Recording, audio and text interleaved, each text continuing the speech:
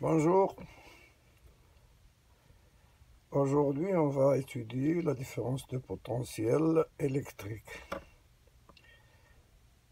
Considérons maintenant un circuit électrique en comparant avec le courant d'eau précédemment étudié. On constate quelques analogies entre un circuit électrique et le circuit hydraulique. Même niveau électrique. Comme on a vu, même niveau hydraulique, deux vases sont au même niveau, il n'y a pas de communication entre les deux vases, parce qu'ils sont au même niveau. Maintenant, prenons le cas du circuit électrique. On a un conducteur, un interrupteur et un ampèremètre. Là, si on établit l'interrupteur K, ces circuits ne sont reliés à aucun générateur électrique. Donc, il n'y a aucun courant électrique parce que entre les contacts de K, il n'y a aucune différence de niveau électrique ou différence de potentiel, dDP. Là, il n'y a pas de source de courant qui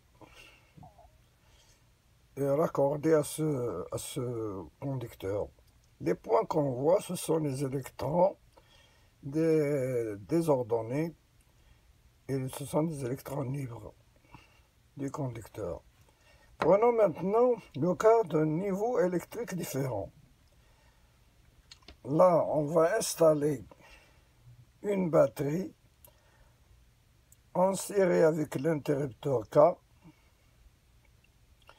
et un ampèremètre A et la lampe L. Lorsqu'on établit en fermant l'interrupteur K, le circuit est traversé par un courant électrique. Et cela parce qu'entre ces bornes, il y a une différence de niveau électrique ou bien une différence de potentiel. Dans ce cas, la lampe s'allume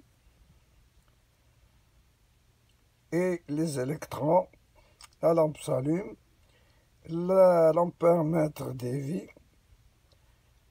et les électrons se mettent en mouvement. Comme on a dit déjà, dans une batterie, des électrons ou bien un générateur, quel que soit le générateur, il y a des électrons en excès sur sa borne négative, ou bien sa borne moins. Il y a un manque d'électrons sur sa borne positive, la borne plus. Quand on ferme l'interrupteur, il y a une aspiration des électrons en excès qui va vers la lampe et retourne au plus, c'est-à-dire ils sont attirés par le pôle positif qui a un manque d'électrons et retourne à sa position initiale. Donc, dans ce cas, en fermant l'interrupteur, il y a la lampe qui s'allume, l'ampèremètre dévie et les électrons se mettent en mouvement. Merci de votre attention, bon courage.